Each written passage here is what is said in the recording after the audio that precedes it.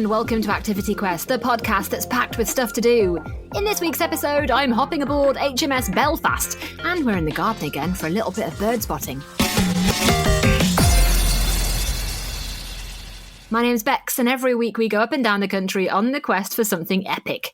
This week, I'm at HMS Belfast, a giant warship right in the middle of London, and I got to hop aboard and have a little nosy around. Right, so I am now aboard the HMS Belfast, and I'm very excited because I've no idea what is in front of me, what I'm going to see, but luckily I found a new friend who can help me out. So can you tell all of our lovely listeners your name and what your job is here? So my name is Nairi. I get to work on board HMS Belfast, and I look after schools and families that come to visit the ship. And so I think probably a really good place to start. We're on the wooden deck, we're at the very back of the ship, and there's a few sorts of things here that tell us a bit about why you should be super excited to be visiting. So we've got this amazing silver bell, and this bell was given by the city of Belfast, and that's where she was born. Now, most people won't have heard of the shipyard that built HMS Belfast, that's Holland and Wolff, but whenever I ask families what's the most famous ship in the world, they all say, no matter what age, Titanic and HMS Belfast were both built by the Holland and Wolff shipyard, and so that is where she was born, and the city gave as a gift this beautiful silver bell. I really encourage families when they come on board to look at everything, because there is a story everywhere, and if you look up inside the bell there are names and dates, and the bell used to get used as a font, a baptismal font, so officers who had children to be baptised in a religious service would have the water held in the bell, and the baby would be baptised, and then the name would be engraved with the dates.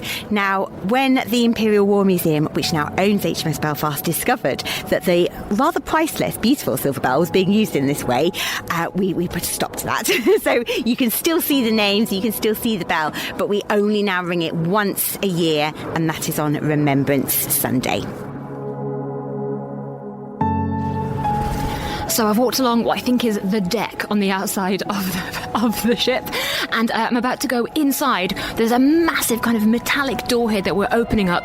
Oh, we're going to go in and we're going to find out where the people who used to work here actually lived and slept. So I've brought you inside the ship's laundry. So the thing to think about HMS Belfast is she's a warship. She did have a really important job to do in the Second World War and in the Korean War, but she was also home to nearly 1,000 sailors. So when she was working as a warship, 950 men would have lived and worked on board, and they're all in the Royal Navy, and they've all got their uniform, and everybody's uniform looks exactly the same. So we are in the laundry. This dates from the 1950s. It's quite funny. The sailors who lived here in the Second World War think this is all a bit posh, because in their day you did your dobying. Sailors have funny names for everything. Dobying was doing your laundry. The sailors in the Second World War dobied in buckets with bars of soap by hand. This modern invention, modern from the 1950s, is the laundry where they could drop off their kit and it would be laundered. And if you think about your PE kit at school or your school uniform, you'll have hopefully your name inside, so that you know when you're getting changed for PE, you're going to get your PE kit back at the end of the day. And that's exactly the same for the sailors. They all knew how to sew, so they would sew their names in, or they had a name stamp and they would stamp their name onto their kit. And in the summer holidays, if you come and visit us, we're going to have a really fantastic new family activity where we're going to imagine that a sailor's clothes have been lost by the laundry.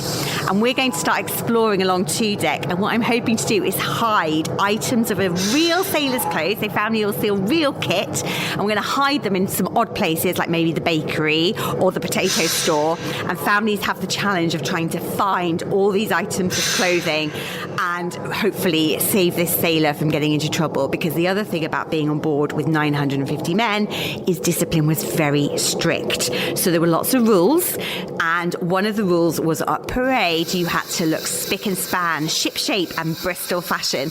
And if you didn't have the right uniform, or if you'd lost some uniform, you would get fined out of your pay. You'd have to give some of your pay up, or even worse, you might be given extra chores or duties like peeling onions in the galley in the kitchen.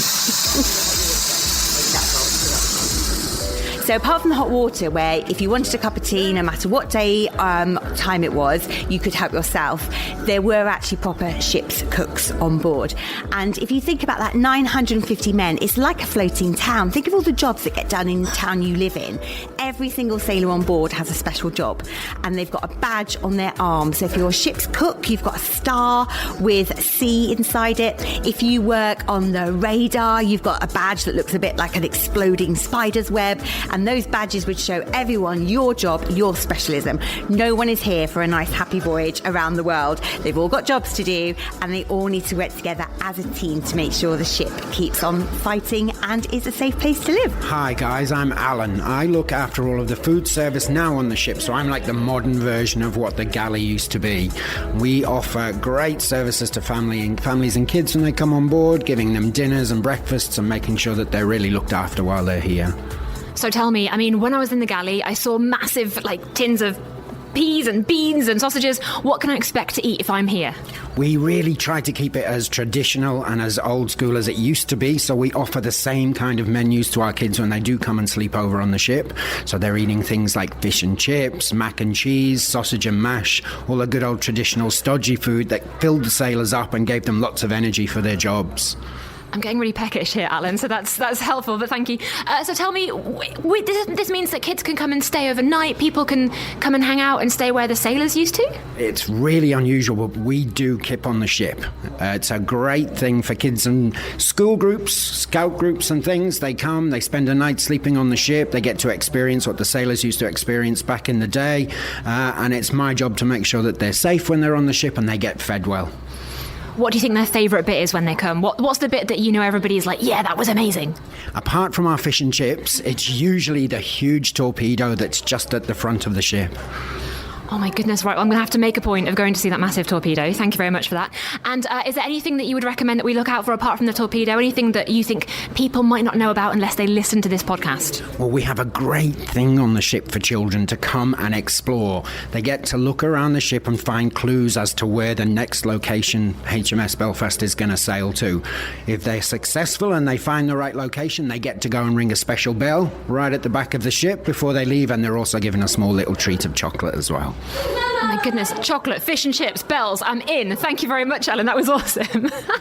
So we've come outside, I've brought you up from below the decks, and we are now on the very front deck of the ship, the bow. If you think of it as you bow forwards, so that reminds you that the forward part of the ship is the front, is the bow, and we can see flying our Union Jack, I can actually call it, because it's on a jackstaff. So anywhere else you see the Union flag flying, it's the Union flag, but we've got our Union Jack, and every morning our team on board hoist the Union flag and also the ensign at the back of the ship, and every evening at sunset we lower it, and we have special permission to be able to still do that part of naval ceremonial tradition. So thinking of some of those really amazing buildings that you can see when you're here on board HMS Belfast, if you look just to the port side, the left side of the ship, you can see a rather ugly brown brick building, and that's Southwark Crown Court. And when our veterans from the Second World War were still alive, lots of them would point to that and say, oh Nairi, the waves were sometimes as high as that building. And one of those veterans was called John Harrison, and John remembered being hit by one of those waves. So I need to imagine that you've just stepped through one of the hatches out onto deck, and you've looked at the sea, and the sea looks pretty rough, but John, he's an experienced sailor, and he thinks, oh, that wave looks a bit slack, a smaller wave, less powerful. So he makes a dash for it. He gets to his gun turret, because he ran this turret here. This is a turret, and it's the biggest guns on board the ship. And he gets his hand onto the door handle as the wave hits him. Now, the wave takes his feet from under him. He said it was like being hit by a brick wall. And what also made his feet extra slippy slidey is that the decks are frozen, because at this time in the Belfast life, she was sailing very far north. So every wave that hits is another layer of frozen water on the deck. So you're on an ice rink and you've got a brick wall of a wave that's hit you. So poor old John, feet sweat from underneath him. He's going to get dragged by the force of the water over the side of the ship. And because these waters are so cold, you'd last about 2 minutes before freezing to death. But remember, I said that John had made it to the door handle of his gun turret, and that keeps him on board. But not because he's very strong. I'm going to challenge you. Can you think what has happened to John's hand? Can I guess, has he frozen? Is he frozen to it? No! You're absolutely right. No. He's stuck fast. Frozen metal, fleshy skin, sticks together. It saved his life. John picks his feet up. He stood back upright. He has to peel finger by finger his hand off that frozen door handle. But the turret saved his life, and John lived to over 100. Every year he would come back to Belfast, his home, and he would give this turret a little pat and say thank you, because it saved his life.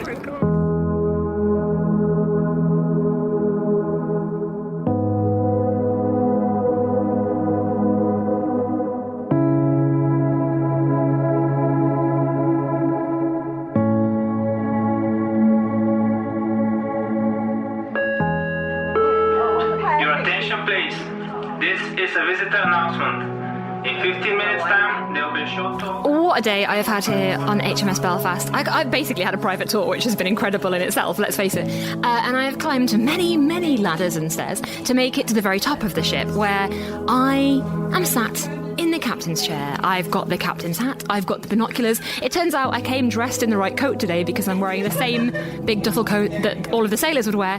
And it's been incredible. I can see the rest of the river right now, and I have had an absolutely wicked day here at HMS Belfast. Thank you to everybody for showing me around. I have loved every second of it, and I've now got my sea legs. Oh my goodness, ahoy me hearties, I had a lot of fun there. You can find out more by searching for HMS Belfast. Now it's time for the podcast part where we go into our backyards or balconies or parks and find out about what's happening in the natural world. We might suggest you spot a moth or a butterfly or something in the stars, but today we're chatting about a very special bird.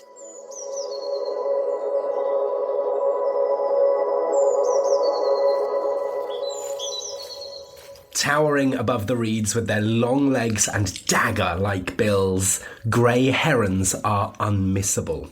Found across wetlands, canals and even city parks, these ancient-looking birds connect us to not just nature, but to the distant age of the dinosaurs.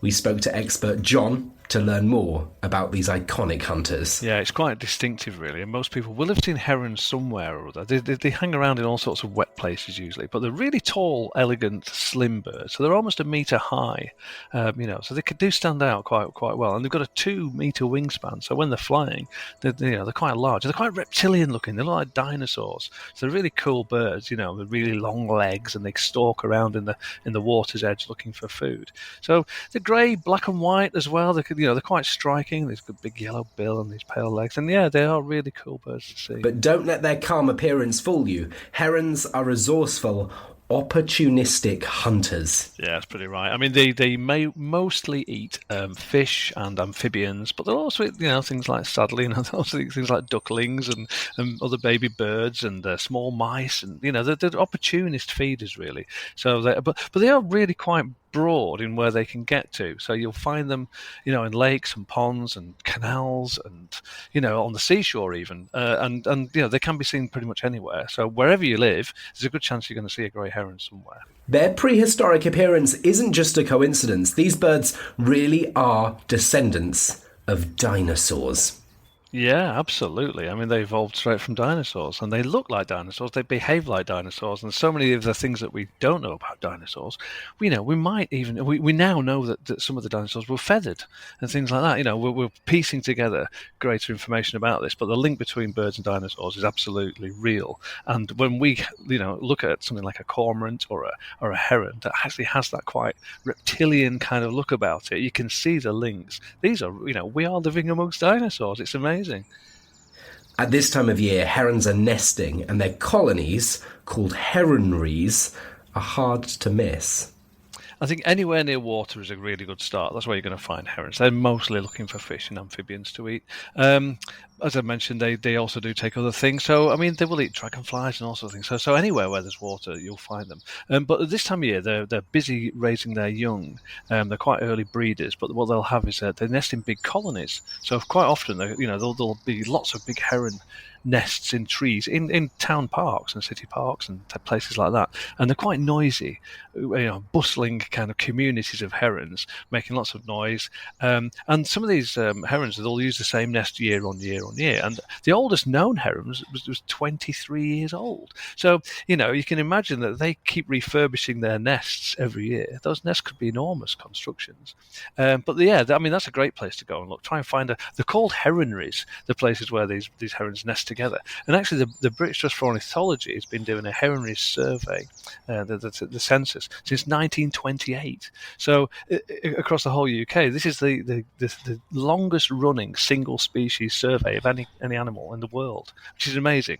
And so they're very much part of our lives, at herons. And I think wherever we are, we've a good chance of seeing them.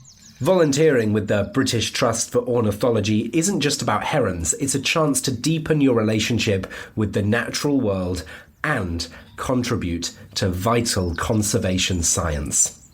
Well, getting started in volunteering, doing surveys for us is a brilliant way. We have the Bird Track app, which is a free app you can download, and you can put all your sightings on there.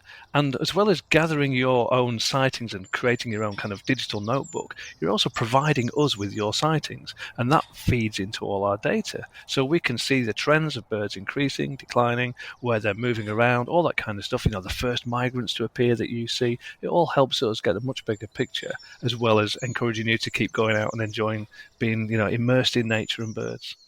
The next time you're near water, look up, or left or right. You might just spot a grey heron gliding above or perched like a statue watching the shallows. A living dinosaur in your local park.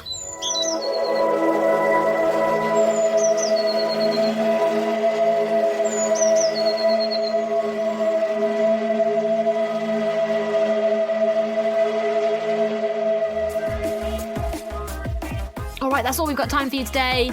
I'm Bex, and this has been a podcast from the UK's children's radio station, Fun Kids. Listen to me on your DAB digital radio, online, on the free Fun Kids mobile app, and on your smart speaker. Just say, play Fun Kids every weekday from 4 p.m. See you soon.